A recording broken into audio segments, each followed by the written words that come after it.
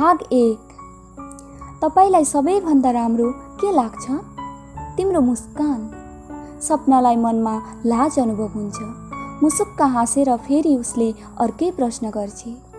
तपाईँ ड्युटीमा भोलि नै जानुहुन्छ क्या? तिम्रो आज्ञा, नत्र मलाई जानै मन छैन। यस्तो नजाती बोल्न हुँदैन क्या? सपनाको जवाफमा सागर मौन हुन्छ।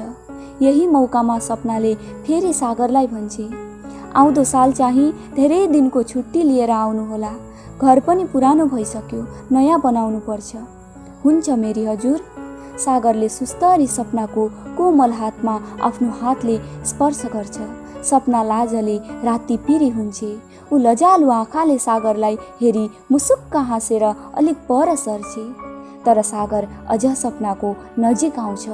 ऊ एकैछिन माया दिन भनेर प्रयास गर्छ। सपना छ्या भनी तर्किने प्रयास गर्छे। तर यौवनको उन्मादमा सपनाको प्रयास मानव सफल हुँदैन। भाग 2। बिहानीको समय। जितमान पल्लो गाउँ सुनाइमिरीबाट देवराजको घर सुनाइपाम डुल्दै आएको हुन्छ। जितमान बिहानी समय प्राय देवराजको घरमा डुल्न आउने गर्छ। दुवैको घर धेरै टाढा छैन। ऊ दुवै अघिका गोर्खा पल्टनका फौजीहरू पनि हुन्। फेरि देवराजले आफ्नो दौतरी जितमानसँग भेट हुँदा बितेका फौजी जीवनका कुराहरू गरी समय गुजार्ने गर्दछन्। दुवै यसरी नै बातचित गर्दै बिहानीको चिया प्राय एकसाथ पिउने गर्छन्। सुनाइपाम ओ सुनाइमारी वर्तमान लोकरा अन्तर्गत धेरै नेपालीहरूको बसोबास भएको ठाउँ हुन्। फेरि सुनाइपाम प्राचीन साथै ऐतिहासिक ठाउँ पनि हो। प्रागज्योतिषपुर, तेजपुर, विश्वनाथ आदि लगायत सुनाइपाम पनि अत्यन्त प्राचीन ठाउँ हो। तर वर्तमान सुनाइपामको सट्टा सुनाइमिरी नाम ज्यादा प्रख्यात भएको छ। प्राचीन कालमा भलुक नामक राजाको राजधानी सुनाइपाम थियो। भलुक राजाको नामबाट सुनाइपामको नजिकै भालुकपुङ नामक ठाउँ कुनै बेला सृजना भएको थियो। भालुकपुङ वर्तमान असम र अरुणाचलको साथ भनेर जानिन्छ। सुनाइपाम नजिकै चारद्वारबाट ब्रिटिस शासनकालमा प्राचीन बन्चरो र हतौडा प्राप्त भएका थिए। वर्तमान ब्रिटिसले यसलाई उनीहरूको प्रदर्शनी स्थलमा राखेको छ। फेरि सुनाइपाम निकटवर्ती पोटासली नामको अन्य एक ठाउँ छ। यो ठाउँमा प्राचीन कालमा बाण राजाको एक बृहत् कारागार थियो। तसर्थ सुनाइपाम लगायत निकटवर्ती धेरै जसो ठाउँहरूलाई प्राचीन हो ऐतिहासिक ठाउँहरू भन्न सकिन्छ। भाग 3। अबेर भइसक्यो, छिटो उठ्नुहोस्। आज तपाईँ ड्युटीमा नजाने क्या? सागर निद्राबाट जुरुक्क उठ्छ। हतार हतार नुहाइधुवाइ गरी खाजा खान थाल्छ। सपनाले बेग भिआइपी तयार पारिदिन्छे। ऊ सागर पनि तयार हुन थाल्छ। सपनाले कोट ल्याएर सागरलाई लगाइदिन्छे। ऊ उसको दुई हात सागरको काँधमा राखेर अत्यन्त मायाले हेर्न थाल्छे। सागर पनि एक्कासी सपनालाई हेरी भुलिन थाल्छ। दुवैलाई समय बितेको थाहा हुँदैन। बाटोमा मोटर गाडीको हर्न बज्दा मात्र दुवै झसङ्ग हुन्छन्। हतार हतार दुवै घरबाट बाटोमा निस्किन्छन्। त्यसपछि सागर बाटोमा रोकिएको मोटर गाडीमा चढेर प्रस्थान गर्छ। मोटर गाडी निकै टाढा पुगिसकेको हुन्छ। तर सपनाले एक हातले आँसु पुछेर अर्का हातले सागरलाई बिदा दिइरहेकी हुन्छे। भाग 4। जीवनको क्षणिक आनन्दमा केयन दुःख वेदना पनि हलुको भएझै अनुभव हुन्छ। तर बितेका यादहरू भने सधैँ मुटुमा एक गहिरो चोट भइसकेको हुन्छन्। अचानक मोटर गाडीभित्र यात्रीहरू सबै निस्तब्ध भएका हुन्छन्। सागर पनि एकाग्र भएर समय गुजार्ने प्रयास गरिरहेको हुन्छ। अनि आफ्नो जीवनमा बितेका यादहरू दोहोरिन थाल्छन्। एक दिन सागरले बिकम पास गर्छ। सागर अत्यन्त खुसी हुन्छ। उसको अध्ययन पनि यतिमै समाप्त हुन्छ। सागरले एक दिन, 2 दिन गर्दै जागिरको खोजीमा 2 साल समय बिताउँछ। तर जागिरको केही टुङ्गो हुँदैन। सागरको मनमा दिनदिनै चिन्ताहरू बढ्दै जान्छन्। कहाँ जानु, के गर्नु? जीवनमा पढेर मात्र जागिर प्राप्त नहुँदो रहेछ। आज देशमा बिए, बिकम ओ बिएससी पास गर्ने प्राय युवक युवतीहरू बेकार छन्। यो देश लगायत अध्ययन गर्नेहरूका पनि दुर्भाग्य हो।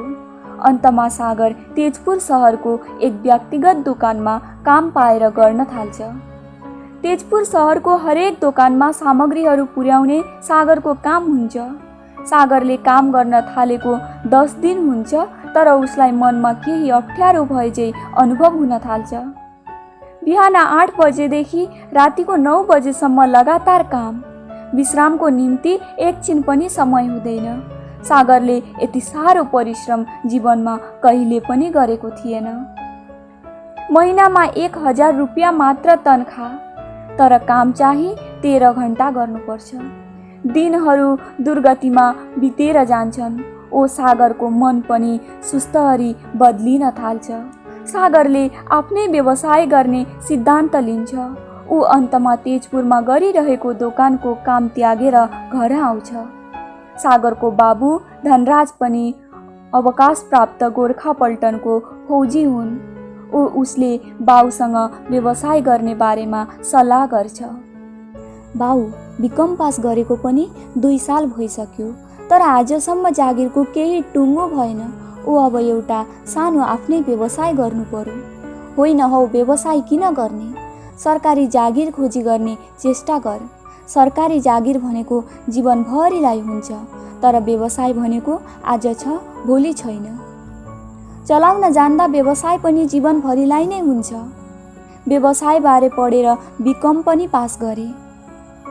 होइन हौ, व्यवसाय गर्नु तँलाई यति किन खाँचो पर्यो? तँलाई खाना लाउन पुगेन क्या? त अहिले नै बुढो भइस् क्या? बाउको अन्तिम जवाफमा सागर चुप हुन बाध्य हुन्छ। अब उसँग बाबुलाई बुझाउने अन्य केही उपाय छैन। केवल फागुनको बतासमा धुलो उडे चाहिँ जीवनको क्षणहरू बितेर जानेछन्। सागरको मनमा चिन्ताहरूको आँधी मच्चिन थाल्छ। आजको समयमा पढेर मात्र केही फाइदा नहुँदो रहेछ। जीवनमा दिनहुँ मनमा चिन्ताले धैर्यको साथ नाग्ने आखिरी समय थियो। तर अचानक पूर्णिमाको जुन झै निर्मल सौभाग्य उदय हुन्छ। अन्तमा सागर असम रेजिमेन्टमा भर्ना हुन्छ। भाग 5। रात्रिको समय। असम रेजिमेन्टको सिपाहीहरू कारगिल साधमा ड्युटी गरिरहेको हुन्छन्। सिलङबाट हालैमा असम रेजिमेन्टको एउटा पल्टन यहाँ पोस्टिङ आएको 1 सप्ताह मात्र भएको छ। सिलङमा हुँदा सिपाहीहरूलाई ड्युटी गर्न अति सरल थियो, तर यहाँ भने उग्रवादीको निम्ति ड्युटी पनि अत्यन्त कडा तरिकाले गर्नु परेको छ। ड्युटीमा सिपाहीहरूको छाती पोल्छ, घाँटी सुक्छ। साहस, आँस, दुख, दर्द सबै बिर्सेर देश सुरक्षाको निम्ति आफ्नो कर्तव्य पालन गर्न प्रत्येक सिपाहीहरू बाध्य छन्। रात बितेर सुस्तरी बिहान हुने समय भएको छ। आकाशमा पनि ताराहरू बिलौन थालेका छन्। रातभरि ड्युटी गरी सिपाहीहरू पनि थकित भएका छन्। एकछिनपछि सूर्यको ज्योतिले धरती उज्यालो हुनेछ। कहाँ टाढाबाट कोइली चरीको मधुर आवाज बतासको मत्थर गतिमा सुनिन्छ। अब फेरि कोइली चरी आगामी वसन्तको निम्ति हृदयबाट अत्यन्त खुसीमा नाच्ने समय भएछ। सागरको हृदयमा पनि क्षणभरिको निम्ति खुसी अनुभव हुन थाल्छ। ऊ आगामी वसन्तको अनुपम सौन्दर्यमा लुकामारी खेल्नु तत्मयार रहन्छ। उसको मनमा फेरि ती छोडी आएका आफ्नो घर गाउँका दृश्यहरू दोहोरिन थाल्छ। सुनाई पाम किनारको हरियाली दृश्य, गाउँ डाँडाको अपूर्व सौन्दर्यले परिपूर्ण सृष्टि स्मरणका सागर एक्कासी भुलिन्छ। जीवनमा सागरलाई असाध्यै माया गर्ने सबैभन्दा प्यारी सपना, आफ्नो प्राण समान प्यारी सपनासँग बिताएका क्षणहरू एक ताजा स्मृति भएर मनमा आउन थाल्छन्। एक दिन सागर पल्लो गाउँ डुल्न गएर ढिलो गरी आफ्नो घर आउँछ। घरमा सपना रिसले मुख फुलाएर बसेकी हुन्छ। सागर अचम्म हुन्छ। सागर मनमा डर अनुभव गर्दै सपनाको सामु बसेर भन्छ, सपना, के भयो तिमीलाई? मसँग तपाईँ बात गर्नु पर्दैन क्या? ठिक छ, बात गर्दिन, मात्र भात पस्केर देऊ, ज्यादै भोक लागेको छ। त्यो पल्लो गाउँकी रितालाई भेटेर भोक मेटिएन क्या? ए तिमी पनि यति सानो कुरालाई लिएर मसँग रिसाए कि? मैले ख्याल ठट्टा पो गरेको थिएँ। म रितालाई भेट गर्न होइन, जितमान काकाको घर सुनाइमिरी गएको थिएँ। तिमीलाई ममाथि विश्वास छैन? सागरको प्रत्युत्तरमा सपना मौन हुन्छे। सपना मौन भएर मुसु मुसु हाँस्न थाल्छे। सागर यही मौकामा सपनाको नजिक आउने प्रयास गर्छ। सपनाले छ्या छ्या भन्छे, तर सागरले माया दिन खोजेको मौकालाई गुमाउने छैन। भाग 6। लोकरा हाटको दिन। सप्ताहमा एक दिन सबै गाउँका मानिसहरू आफ्ना सामग्रीहरू किनबेच गर्न हाटमा आएका हुन्छन्। सपना पनि काकीसँग हाटमा आएकी हुन्छे। घरको सबै सामग्रीहरू किनेर हाटबाट सपना फेरि काकीसँग सुनाइपाम घर फर्की आउँछे। सपनाले हाटबाट माछा पनि किनेर ल्याएकी हुन्छे। उसले बेलुकी घरमा माछा पकाउँछे। ऊ आधा भाग पकाएको माछा काकी घरमा पनि दिन्छे। सपना र काकीको घर पनि मात्र 10 फुट टाढामा छ। बेला मौकामा काकीले पनि घरमा मिठो मसिनो पकाउँदा सपनालाई अवश्य दिने गर्छिन्। समय पनि रातको 7 बजिसकेको हुन्छ। 7-8 बजेभित्र गाउँमा प्राय सबैले रातको खाना खाने समय हो। सपना पनि खाना खानलाई तयार हुन्छे। तर अचानक उसलाई सागरको असाध्य याद आउँछ। अहिले उहाँ कस्तो अवस्थामा ड्युटी गरिरहनु भएको होला? कति भोक तिर्खामा हुनुहुन्छ होला? घर छोडी टाढा सिपाही जीवन बिताइरहेको सागरलाई सम्झी कल्पी सपनालाई एउटा टुक्रा माछा हो खान पनि मन लाग्दैन। मनमा केवल खटपटी अनुभव हुन थाल्छ। ऊ आँखामा निद्रा छैन। ऊ ओछ्यानमा ढल्किएर रात बिताउने प्रयास गरिरहेकी हुन्छे। भाग 7। रात 2 बजेको समय। सागरले 4 घण्टाको निम्ति विश्राम गर्ने समय पाउँछ। ऊ आफ्नो क्याम्पभित्र विश्रामको निम्ति ढल्किएको हुन्छ। उसले आफ्ना 2 आँखा बन्द गरेर निदाउने प्रयास गर्छ। तर अचानक मनमा सपनाको असाध्य सम्झना आउँदा निद्रा पटक्कै लाग्दैन। आफ्नो सामु खडा पारेर राखेको राइफललाई सुमसुम्याउन थाल्छ। राइफललाई सुमसुम्याउँदा उसलाई याद आउँछ, घरमा ऊ यसरी नै ढल्किरहेको समयमा सपनाले अत्यन्त मायाले उसलाई सुमसुम्याइदिने गर्थे। यसरी नै सपनाको धेरै धेरै मायाको अँगालोमा ऊ निर्धक्क भएर निदाउने गर्थ्यो। यसरी नै ऊ एक गम्भीर सोचमा डुबुल्की मारिरहेको हुन्छ। सम्पूर्ण 4 घण्टा ऊ केवल कल्पनाको गहिराईमा डुबेर समय बितेको पनि केही थाहा हुँदैन। अन्तमा 4 घण्टा सम्पूर्ण भएपछि ऊ हातमा आफ्नो राइफल लिएर ड्युटीतिर प्रस्थान गर्छ। भाग 8। वर्षाको बखत सुनाइपाम गाउँका प्राय मानिसहरू खेतीमा तन्मय छन्। खेतभरि आफ्ना धान रोप्ने, हलो जोत्ने लगायत बिउ काट्नेहरूको कोलाहलमा एक मेला झैँ रमाइलो परिवेश सिर्जिएको छ। सपना पनि काकीलाई सघाउ पुर्याउनु भनेर धान रोप्न भनी खेतमा आएकी हुन्छे। गर्मीको समय भए तापनि शीतल बतास मत्थर गतिमा चलिरहेको छ। आकाशमा कालो बादल ठाउँ-ठाउँमा छाएको हुनाले घाम पनि बादलसँग लुकामारी खेल्दै हुन्छ। सपना खेतको आलीमा एकैछिन विश्राम गर्छे। ऊ आकाशतिर हेरी भुलिन थाल्छे। आकाशमा बादलको ससाना टुक्राहरू बतासमा उडेर टाढा टाढा फैलिरहेको हुन्छ। सपना आलीबाट ओर्लिएर खेतमा फेरि काकीसँग धान रोप्नमा व्यस्त हुन्छे। काका चाहिँ असारे गीत गाउँदै धानको बिउ भारमा ओसारिरहेका हुन्छन्। असारे गीत अर्थात् धान रोप्ने समयमा गाइने एक प्रकारको गीत हो। यो गीत रोपाई सम्बन्धमा नयाँ उत्साह आनन्दको निम्ति गाइन्छ। यो गीतको निम्ति त्यस्तो केही विशेष नियम हुँदैन। यही मौकामा सपनाले काकीसँग ख्याल ठट्टा गर्दै भन्छे, लौ लौ काकी, आज हाम्रो काका साह्रै खुसी हुनुहुन्छ क्यारे। समयमा बुढो स्याल पनि घोर्लो हुन्छ क्या? काकीले प्रत्युत्तरमा भनिन्, हो नै, तपाईँले ठिक भन्नुभयो, तर यस्तो लक्षण चाहिँ साह्रै राम्रो होइन क्यार। दुःख मान्नु पर्दैन। कुच्चोको प्रहार पिठ्युमा पर्दा तिम्रा काकाको लक्षण सुध्रन समय लाग्दैन क्या? भाग 9। देवराज सानो उमेरमै दार्जिलिङको घुम पहाड भन्ने ठाउँबाट पल्टनमा भर्ना भएका थिए। त्यस बेला उनको घर दार्जिलिङको आलुबारी बस्तीमा थियो। अन्तमा उनले सुनाइपाम निकटवर्ती चारद्वारबाट विवाह गर्छ। ऊ सुनाइपाममै जमिन किनेर बस्दछ। फेरि पनि बेला मौकामा उनी आफ्नो जन्म ठाउँ आलुबारी बस्ती डुल्न जाने गर्छ। सायद उनले वृद्ध अवस्थामा पनि आफ्नो जन्म ठाउँलाई बिर्सिन सकेको छैन।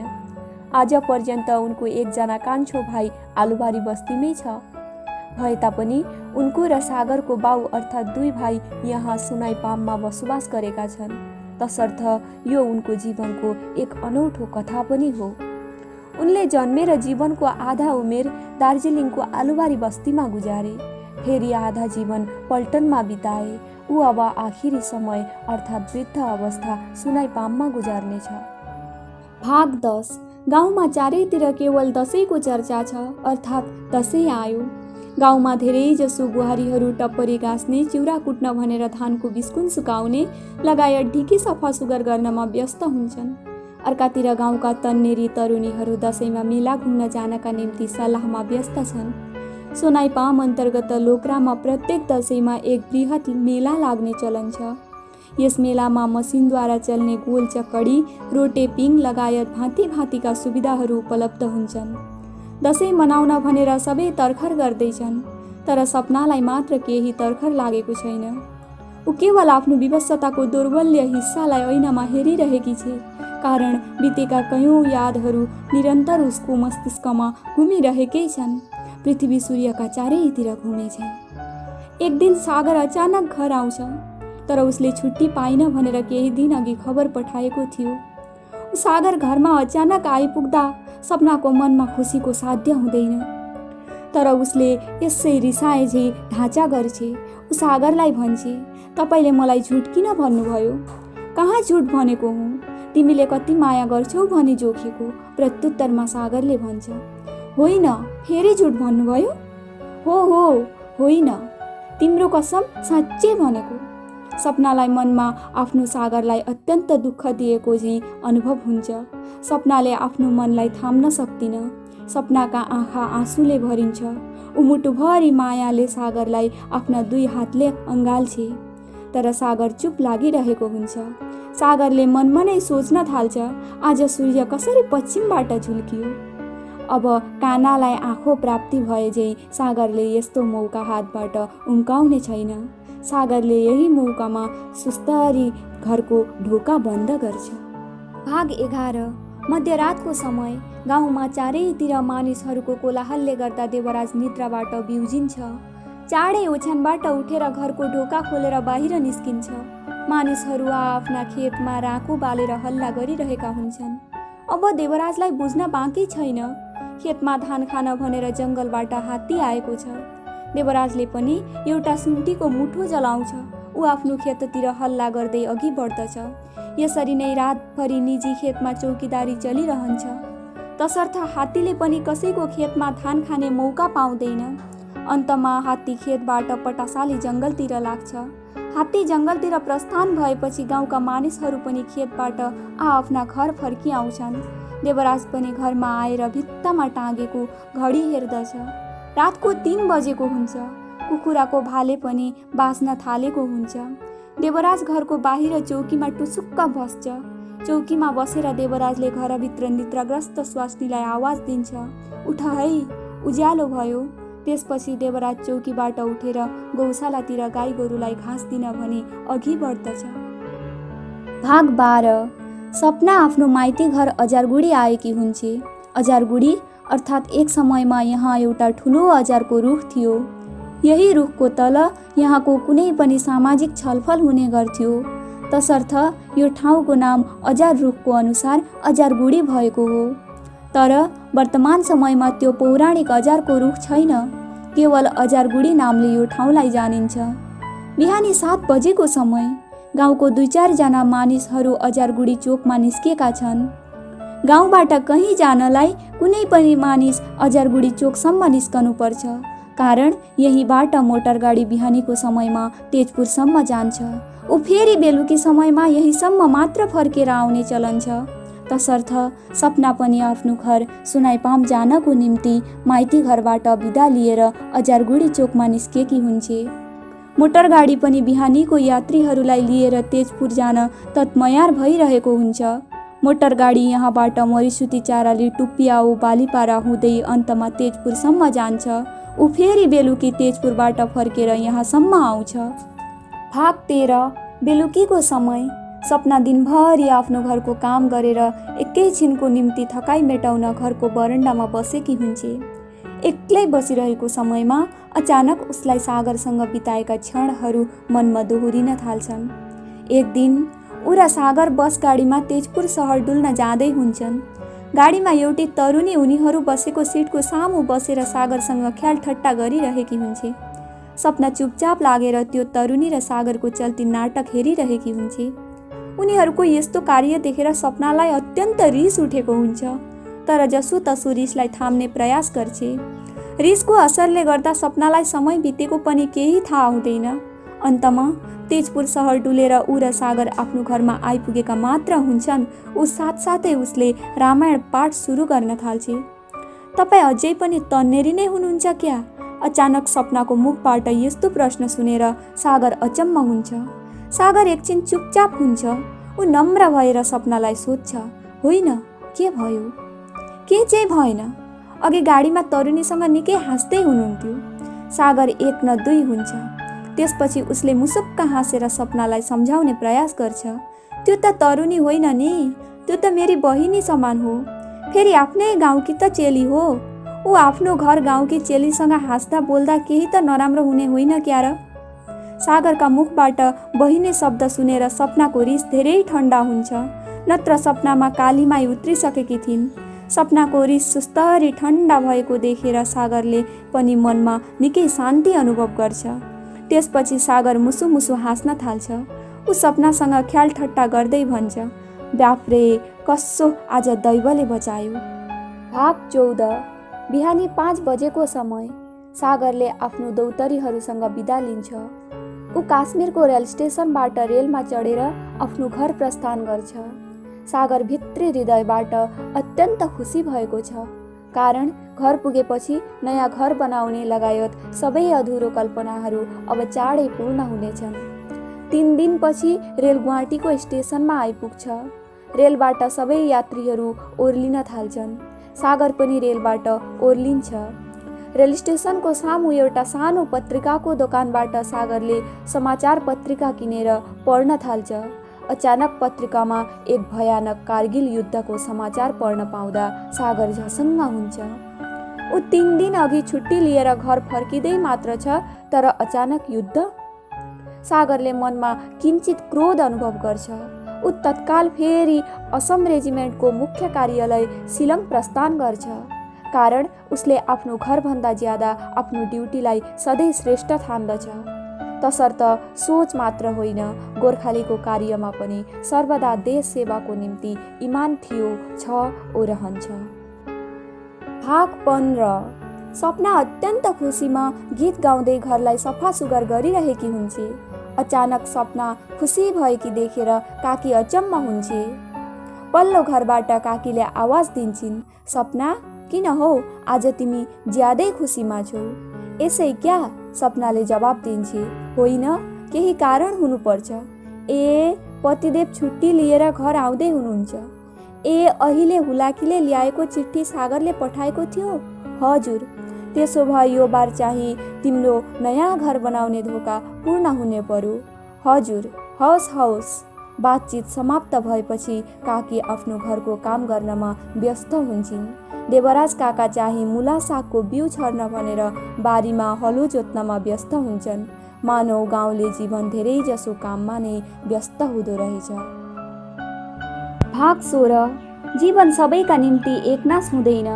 जीवन यदि अनादरमा रोपिएको हो भने महिमामा जाग्दछ, अर्थात् जीवन यादमा बिलिन्छ।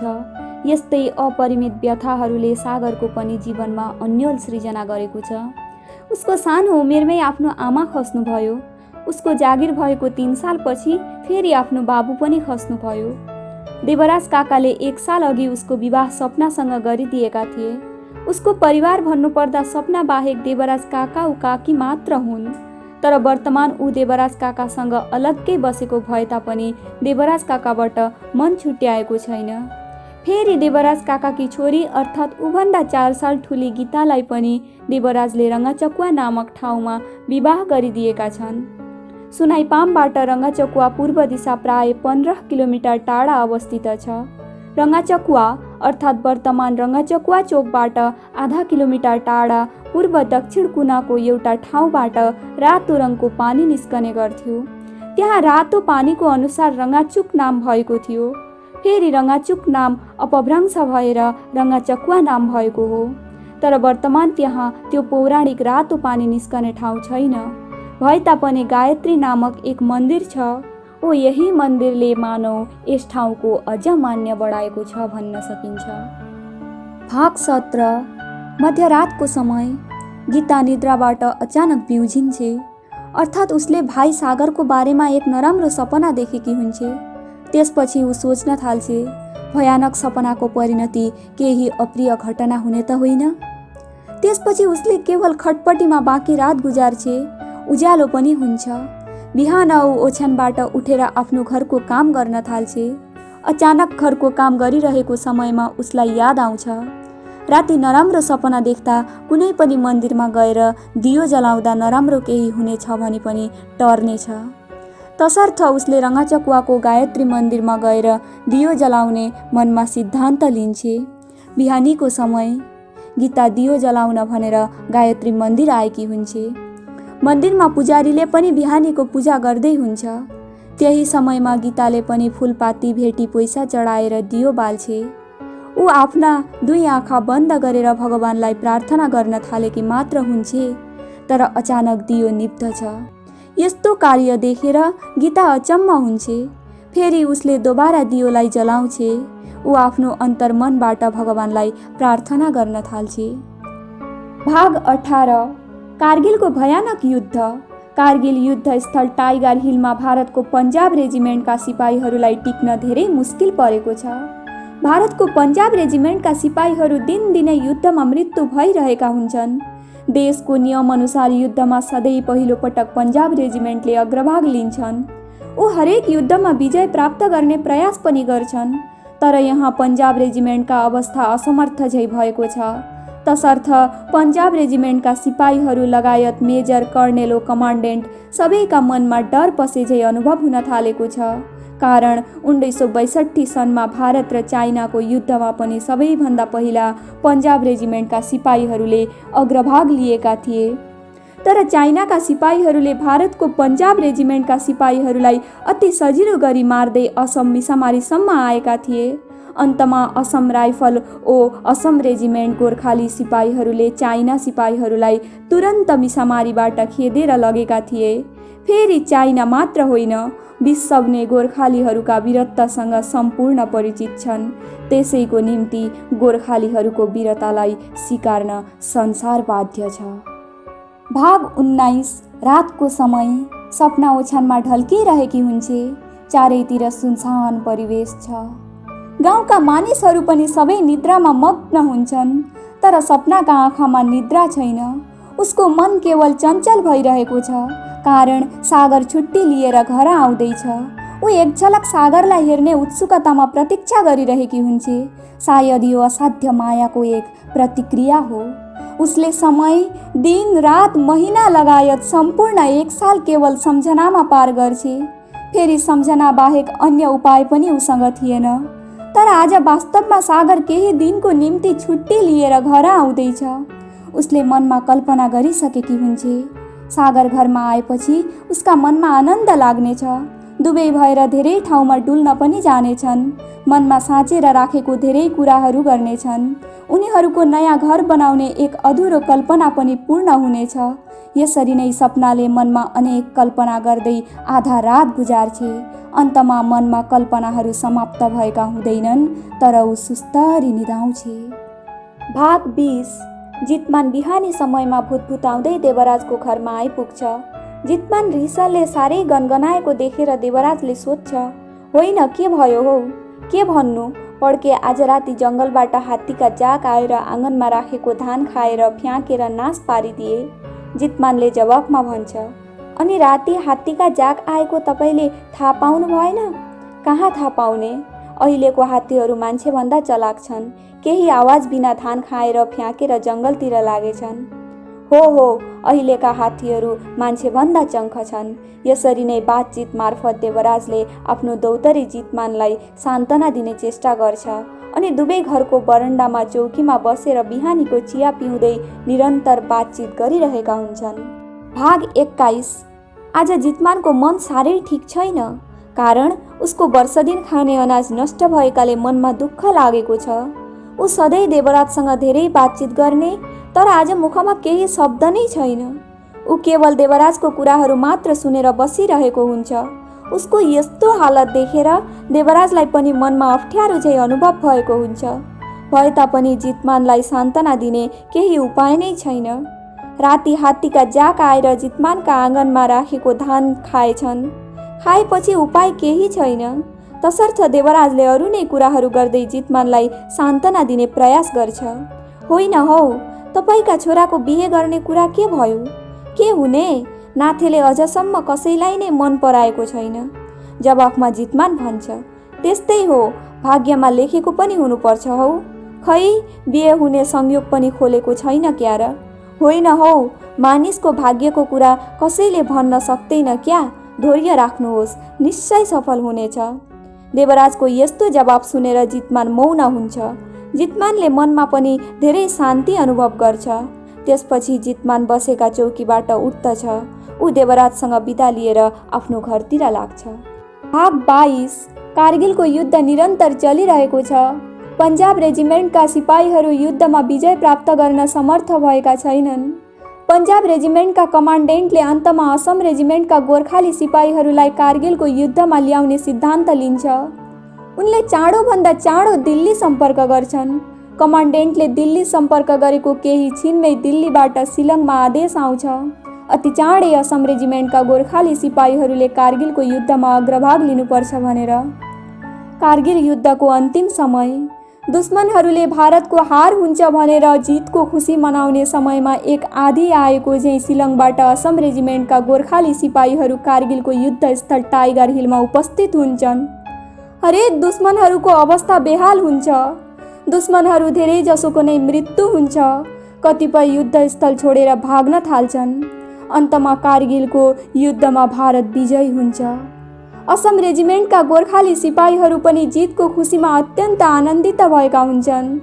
कारगिल युद्धमा भारतको जितको सूचना चारैतिर फैलिन्छ। गाउँ सहरमा पनि खुसी मनाउन थाल्छन्। खुसीमा कसैले मोमबाती बाल्छन् भने कसैले बाजागाजा बजाउँछन्। देशमा जनसाधारणका साथसाथै कारगिल युद्धस्थलमा पनि गोर्खाली सिपाहीहरू जितको खुसी मनाउनमा व्यस्त हुन्छन्। खुसीमा नाच्दा नाच्दै सागरलाई कारगिलको साथ कटिसकेको थाहा हुँदैन। यही मौकामा दुश्मनहरूले पछिबाट सागरलाई गोली हान्छन्। सागरको शरीर केवल गोलीले परिपूर्ण हुन्छ। फेरि पनि सागर आत्तिएको हुँदैन। युद्धस्थलमा उसको अवस्था अचेत भएको हुन्छ। सागरलाई पछिबाट सकेसम्म गोली हानेर दुश्मनहरू त्यहाँबाट भागिसकेका हुन्छन्। तुरन्त सागरलाई उसका साथीहरूले बोकेर क्याम्पमा ल्याउँछन्। सागर बेहोस भइसकेको छ। फेरि पनि ऊ ढिपीमा अडिने चेष्टा गरिरहेको हुन्छ। आकाशमा घामलाई पनि इन्द्रेणीले घेर्न थालेको छ। तेज गतिले चलिरहेको बतास पनि मत्थर हुन थालेको छ। सागर छटपट गर्न थाल्छ। आज घरमा सपनाले कति आनन्दपूर्वक बाटो हेरेर उसलाई पर्खिबसेकी छे। एकातिर सपनाको प्रतीक्षा, अर्कातिर भने उसलाई मृत्युले निम्ताइरहेको छ। सायद फौजी जीवनमा कहिले खुसी छ, कहिले दुःखभरी व्यथा छ। तर यो समय रुने होइन, एक अर्काको दुःख दर्द बाँटेर मनमा बाँच्ने आशाको आस्था जन्माउने समय हो। सागरको अवस्था पनि विह्वल भइसकेको छ।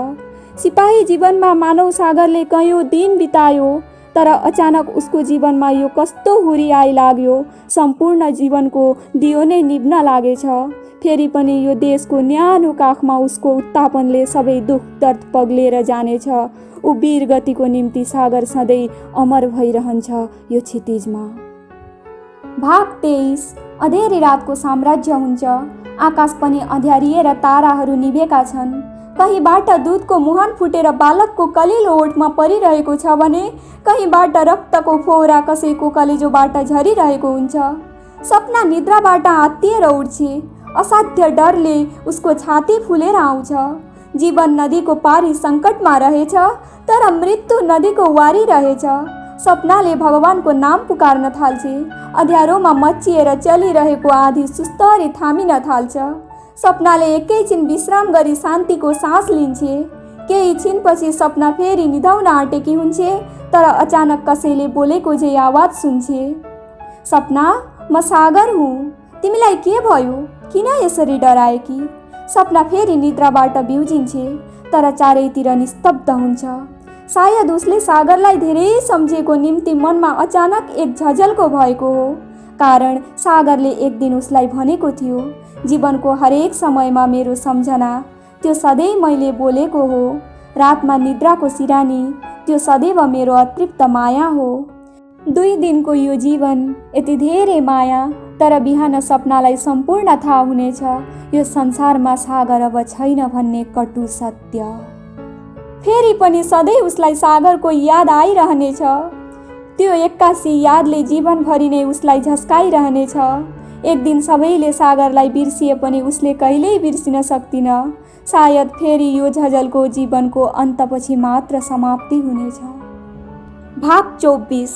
देवराज एक गहिरो शोकमा मौन भएर बसेको हुन्छ। उनलाई एक रोगग्रस्त मानिसभन्दा बढी पीरले सताएको छ। कारण बिहान ओछ्यानबाट उठेको मात्र हुन्छ, तर अचानक एक दुःखको समाचार सुनेर पागल झै भएको हुन्छ। समाचार सुनेपछि उनका बुद्धिले पनि होस छोडे झै भएको छ। एक भयानक समाचार, अर्थात् मृत्युको समाचार। अब उनले सागरको मृत्युको समाचार सपनालाई कसरी सुनाउने? यो समाचार सुनाउनु कुनै सजिलो काम होइन। फेरि पनि उनले सपनालाई सुनाउनु नै पर्छ।